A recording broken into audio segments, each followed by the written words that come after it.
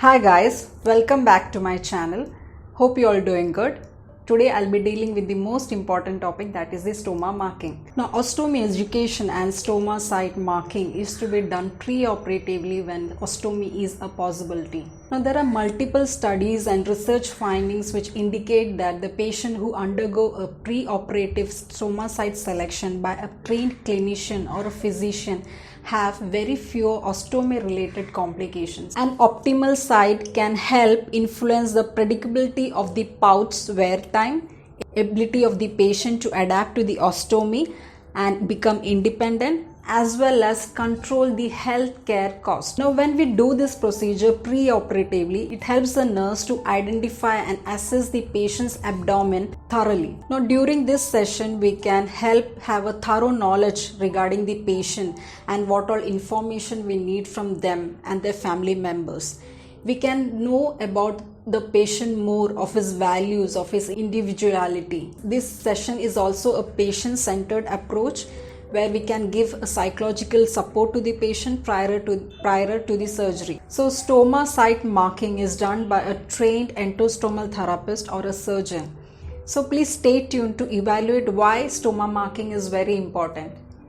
So guys, we will go through a few slides. So the first slide is about stoma marking documentation. So in this procedure, we need to have a thorough knowledge about above patient and his family members prior to the procedure. So the first slide is all about his information, and every single point has its own importance. So we'll go through the slide. So mention about all these points in the assessment documentation. First is the date.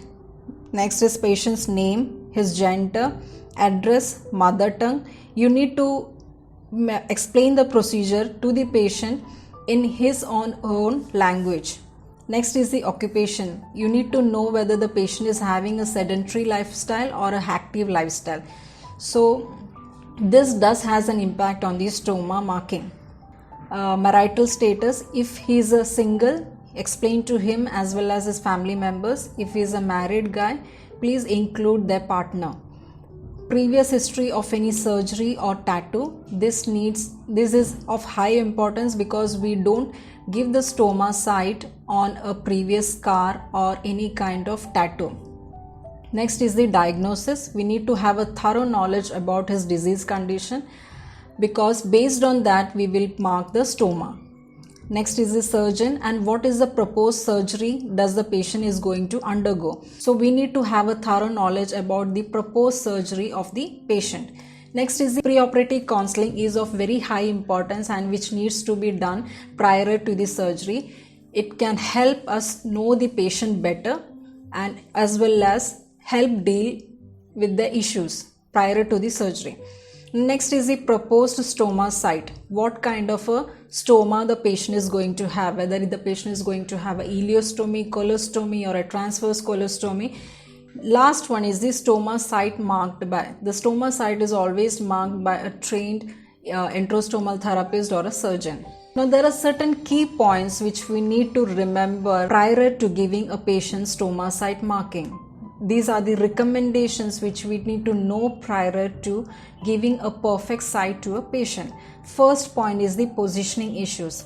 In that comes contractures, posture mobility, wheelchair confinement, use of walker, etc. You need to understand the patient's mobility level. You need to have a prior knowledge whether he is having a restricted kind of a mobility or whether he is using any kind of aid like wheelchair for his mobilization. Next is physical consideration. In physical consideration, we need to assess for the different abdominal, whether the patient is having a huge belly or a pendulous breast or having multiple abdominal folds. We have to consider that kind of a patient to give a perfect stoma site. Next is the dexterity, whether he is able to perform certain skills related to his hands and legs and all, whether he is having a good eyesight to visualize his own stoma. This all comes under physical consideration. Whether the patient is going to have more than one stoma. Now the next point talks about the patient preferences. In that comes occupation and clothes. Now in occupation, we need to understand or we need to have a thorough knowledge regarding his work, whether he is having a sedentary kind of a lifestyle or an active lifestyle, whether he is a mason or a managing director of a company. You need to gather information related to his occupation also, because we need to understand how soon he can resume to his activities. As well as in clothes, we need to understand whether he or she is a housewife or she prefers sari over anything. So we need to adjust our stoma marking in such a way it doesn't comes under the petticoat lining. Now we are going to talk about the sites which we need to avoid, or the sites which are contraindicated. First is the scar or the wrinkles. Never give a stoma site on previous scar or any kind of previous surgical site. Next is the skin fold and creases. If the patient is having a huge belly abdomen or multiple abdominal folds, never give a stoma site marked on that particular area. And next is the bony prominences. We need to avoid the site of a bony prominences because the pouch won't stick over in a bony prominences. Next is pendulous breast. Next is suture line. Umbilicus. Never give a stoma site marked exactly on the umbilicus or nearby to the umbilicus, because the umbilicus in itself is a very big gap, so the stoma pouch is not going to stick over there. And next is the belt line or the waistline. So mark a stoma below the waistline always, because the stoma below the waistline is going to have an unrestricted flow into the back, whereas the stoma above the waistline is going to have a restricted flow into the back. Next is the hernia. Never give a stoma marked site on the hernia, on previous hernia, on the mobile abdominal tissue and the radiation sites. Now this slide shows certain pictures. The first picture is all about a person with multiple abdominal folds. Now the stoma site is marked in such a way that the site is visible to her and which doesn't come in gaps or the creases or the folds which are there, and also the pouch which can stay over there perfectly. And in the second picture you can see stoma is coming in between the gaps and the abdominal folds, and it is very difficult for a stoma pouch to stay in over there. Now in this slide you can see the first two pictures resemble each other. It's of the same person. The stoma is given above the waistline and she is a person who prefers the sari.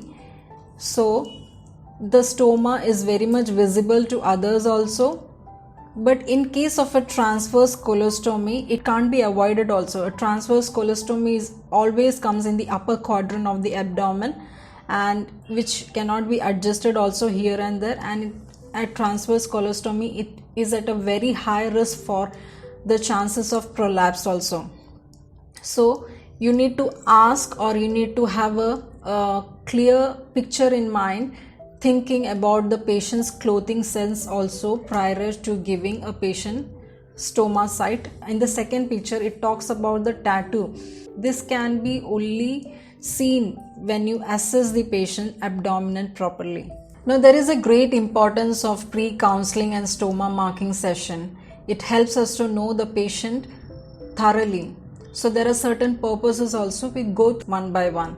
First purpose is to create a better rapport with the patient. It helps us to have a patient-centric approach, and it also helps us to give the psychological support needed by the patient. To assess the abdomen prior to the surgery. While stoma marking, we have the opportunity to assess the patient's abdomen thoroughly. To assess the patient abdomen prior to the surgery, we need to assess for the patient's abdomen in different positions also to have a perfect stoma site mark. Next, when giving the patient perfect stoma site, it helps reduce the post-operative problems such as leakage and the fitting challenges. We will come to know certain issues which will be able to reduce or prevent certain peristomal complications if we give the patient perfect stoma site. Next is to prevent the post-operative peristomal complications. Just as I said earlier, we can prevent certain Postoperative peristomal complications. The last is to assess the clothing concerns of the patient. We need to have a thorough knowledge about the patient's individual need also, related to the work, related to the cloth also. Now there are various equipments or materials which we need for perfect stoma site marking. The first is the mounting ring, which we also called as the stoma disc, marker, measuring tape, transparent film or a micropore or durapore. Last is the sample colostomy or urostomy pouch, whichever the patient is going to have, 1 in spare, to visualize the pouch perfectly. Now these are the pictures of a mounting ring or a stoma marking disc. Now you can see at this picture how a stoma marking disc is being placed into the abdomen while marking. So this slide shows about where we use the pen and the transparent film dressing. So once the site is selected by us, it is marked by an indelible pen or a permanent marker, and over the site a transparent film dressing or a durapore or a micropore is being applied over to it. The reason why we do it so, on the next day, even if the patient is having a bath, the marking doesn't go off. Now this slide talks about the various positions which we use for giving the patient perfect stoma site marking. Now the positions which are used are lying, sitting, bending and standing. Now every single position have its own rationale behind it. Now we will see the importance one by one. Now this slide talks about the 4 quadrants in our abdomen, that is the right and the left upper quadrant and the right and the left lower quadrant. Now we need to have a thorough knowledge regarding these quadrants, because we need to mark our stoma site based on the proposed surgery the patient is going to undergo. If the proposed surgery by the surgeon is APR, that is the anterior perineal resection, the patient is going to have a permanent colostomy that will come in the left lower quadrant. Now in order to do a perfect stoma site marking, we need to do the procedure perfectly. So the first vital aspect is preparation of the patient. You need to prepare the patient. So how we can do it? You have to explain the procedure to the patient in such a manner they understand your language. You can use layman term also. You need to understand or assess whether they are able to follow your commands. When you make them sit or lie down or bend or knee, they are able to follow your commands, what you are expecting from them. Encourage input and participation by the patient. You need to have knowledge regarding his psychological aspect also, whether he is willing or has given his consent to undergo the surgery. Next is the preparation of the supplies or the articles which you need for a stoma site marking. Just as I said earlier, what all equipments you require, gather everything at one go. Next is the preparation of the environment. You have to prepare the patient for a perfect stoma site. Make sure that privacy is maintained. And next we talk about the steps of the procedure. The first point is examine the patient's exposed abdomen. You are going to tell the patient to expose the abdomen, and we are going to assess for the patient's abdomen in various positions, especially the folds, creases or any kind of scar or wrinkles or tattoo. The most important aspect in a stoma marking is to identify the rectus abdominal muscle, because we are going to mark the site within the rectus abdominal muscle. It has its own importance. It will help to prevent the parastomal hernia as well as the ectopic placement. So into how we need to identify the rectus abdominal muscle, we have to tell the patient to lie down and ask the patient to lift head and both the legs straight up. So that way you will be able to identify and visualize the muscle perfectly. The stoma is always placed inside the muscle. First step is draw an imaginary line when the surgical incision is done. We need to draw an imaginary line from the umbilicus to both the end of the abdomen. Now next is ask the patient to tilt head sideways and cuff. From there you need to palpate the rectus muscle. Now next step is to draw a transverse line from the umbilicus to the anterior of the superior flank iliac crest. and vertical line from the umbilical or the navel to the symphysis pubis. Now next is to make a point 1/3 from the umbilicus and 2/3 from the iliac crest. Now we will be able to understand it better with the help of an example.